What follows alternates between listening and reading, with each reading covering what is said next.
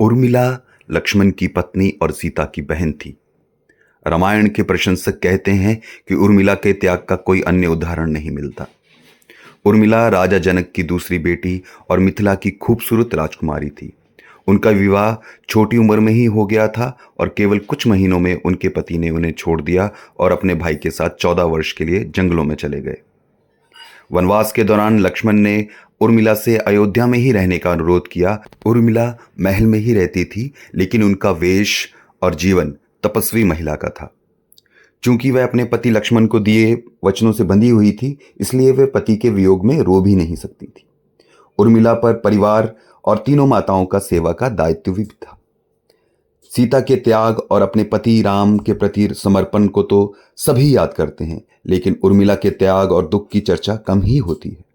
आइए जानते हैं उर्मिला 14 साल तक सोती क्यों रही। दशरथ अयोध्या के राजा थे और राम उनके बड़े बेटे थे। दशरथ के बाद राम को राजगद्दी मिलनी थी। दशरथ की दूसरी पत्नी कैकेयी, जो अपनी गृह स्वामिनी मंथरा के बहकावे में आ गई और चाहती थी कि राम को 14 साल के लिए निर्वासित कर दिया जाए। वह चाहती थी कि उसका बेटा भरत राजा बने। उसने दशरथ द्वारा पहले दिए गए वरदानों को लागू किया। वरदानों के कारण दशरथ को राम को अयोध्या का शासक बनाने के बजाय 14 साल के लिए वनवास देना पड़ा।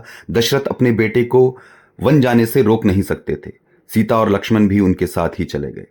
वनवास की रात को राम और सीता जब विश्राम कर रहे थे, तो लक्ष्मण उनकी रक्षा के लिए उन पर नजर बनाए हुए थे। वे अपने प्रिय भाई और भाभी की सेवा करना चाहते थे, इसलिए वनवास की पूरी अवधि में वे सचेत और सतर्क बने रहे। कुछ समय बाद निद्रा देवी ने लक्ष्मण को दर्शन दिए और लक्ष्मण को विश्राम करने के लिए कहा। इसके बाद लक्ष्मण ने बहुत विनम्रता से निद्रा देवी से अनुरोध किया कि वे अगले 14 वर्ष तक विश्राम नहीं कर सकते। देवी उनके समर्पण से प्रभावित हुई और अगले 14 वर्ष के लिए उनको छोड़ने के लिए सहमत हो गई। देवी निद्रा ने सहमति व्यक्त की, लेकिन उसके संतुलन को बनाए रखने के लिए लक्ष्मण से या किसी अन्य व्यक्ति से ये मांग की कि वो लक्ष्मण की जगह सोए। उन्होंने अपनी पत्नी उर्मिला को नियुक्त किया। लक्ष्मण को एहसास हुआ कि उर्मिला आसानी से यह कर्तव्य स्वीकार कर लेगी और उस समय निद्रा देवी उर्मिला जी के पास गईं और लक्ष्मण की स्थिति से चर्चा करने लगी। उर्मिला तुरंत सहमत हो गई, जिससे लक्ष्मण बिना किसी तनाव और थकान के 14 साल तक अपने भाई की सेवा करने के लिए जागते रहे। अपने पति के प्रति उर्मिला के समर्पण ने लक्ष्मण को सभी खतरों से बचाया। उर्मिला के बारे में कहा जाता है कि उनकी शक्ति के कारण ही लक्ष्मण ने मेघनाद का वध किया।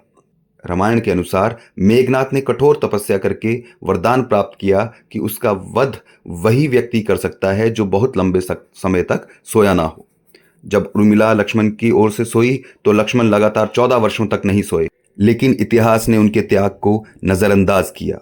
उन्होंने कभी भी अपने अधिकारों के साथ साथ इतिहास में जगह मांगने की कोशिश भी नहीं की। उर्मिला का त्याग सीता से भी बड़ा माना जाता है। उर्मिला के जीवन में हम त्याग का मूल्य, अपने कर्तव्यों के प्रति समर्पण और नैतिकता को अपनी जिम्मेदारी में रखना सीख सकते हैं।